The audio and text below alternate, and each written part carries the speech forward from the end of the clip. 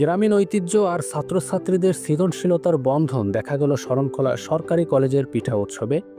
ধোয়া ওরা চুলা না থাকলেও উৎসবটি ছড়িয়েছিল উষ্ণতার অন্যরকম এক আবেশ।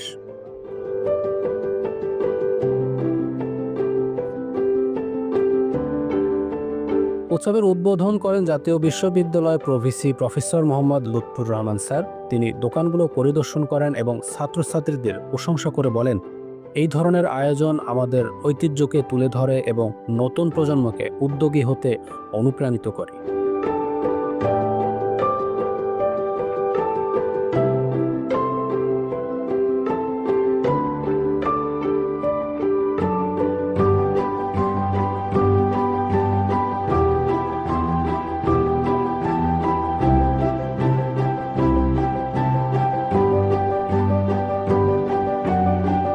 এই উৎসবে ছাত্রছাত্রীদের অংশগ্রহণ ছিল চোখে পড়ার মতো। নিজেরাই নিজেদের পিঠার দোকান সাজিয়েছিল।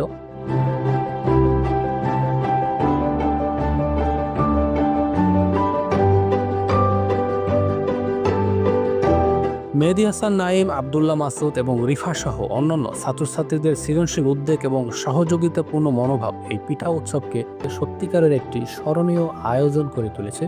অনেকের হচ্ছে ডায়াবেটিক্স আছে, ডায়াবেটিক্সের যে বিষয়টা, সবাই তো মিষ্টি খেতে পারে না, ডায়াবেটিস তারা একদম মিষ্টি খেতে পারে না, তাদের জন্য আমাদের চিনির পরিমাণটা খুবই কম। এখানে হোমমেড কেক আছে, হোমমেড এটা কেক, সবথেকে স্পেশাল। আর হচ্ছে গিয়ে চাইনিজ। এটার প্রাইস রাখছেন কত?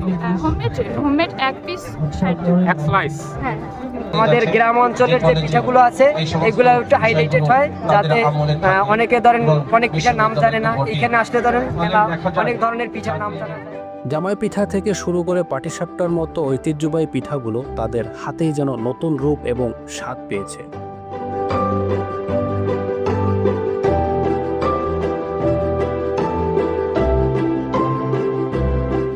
অভিভাবকদের মতে তাদের সন্তানরা এই আয়োজনের মাধ্যমে দেশীয় সংস্কৃতিকে জানতে পারছে, শিখতে পারছে।